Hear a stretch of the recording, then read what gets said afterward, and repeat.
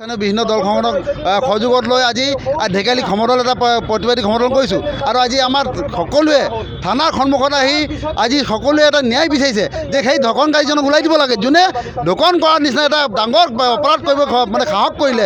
সেই অপৰাধীজন আজি থানাৰ ভিতৰত সোমাই থাকি নিৰাপদ থাকিলে নহ'ব, তেখেতে আইনৰ খৰঙাত কালি বাচি যাব। আজি বিভিন্ন খৰঙা থাকে, তেখেত বাচি যাব পাৰে, কিন্তু ৰাইজে সন্মত হোৱা নাই যে আইনে ঘৰটো শাস্তি দিব। তাৰ বাবে আজি থানাৰ ওচৰতো আহিব লগা হৈছে।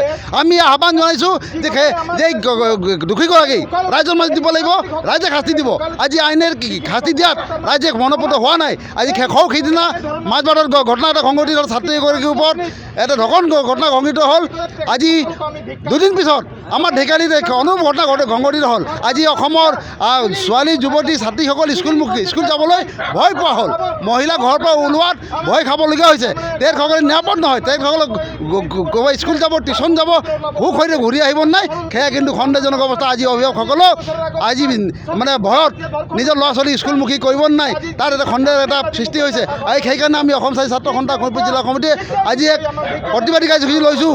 অসমৰ মুখ্যমন্ত্ৰী মহোদয় আহ্বান জনাইছোঁ যে এনেধৰণৰ যি এটা পৰিৱেশ, বিভীষিকাময় পৰিৱেশ, য'ত আমাৰ ছাত্ৰীসকল, আমাৰ যুৱতীসকল, মহিলাসকল নিৰাপদ নোহোৱাৰ নিচিনা এটা পৰিৱেশ সৃষ্টি হৈছে, সেই পৰিৱেশ যদি শেষ নহয়, আজি অসমৰ ৰাজপথলৈ ওলাই আহি যিসকল দুষ্কৃতিকাৰী আছে তেওঁলোকৰ আইনে নহয়, আমাৰ ৰাইজে শাস্তি দিব। আজি অসম চৰকাৰে আমি আহ্বান জনাইছোঁ। সেয়া ইতিমধ্যে আমি সকলোৱে জানো যিটো মাজবাট যিটো কাণ্ড, এই কাণ্ড মাৰ নোযোৱাতে ঢেকীয়াজুলি পলাশ পথাৰত যি কাণ্ড হ'ল, এই কাণ্ডক আমি গৰিহণা দিছোঁ।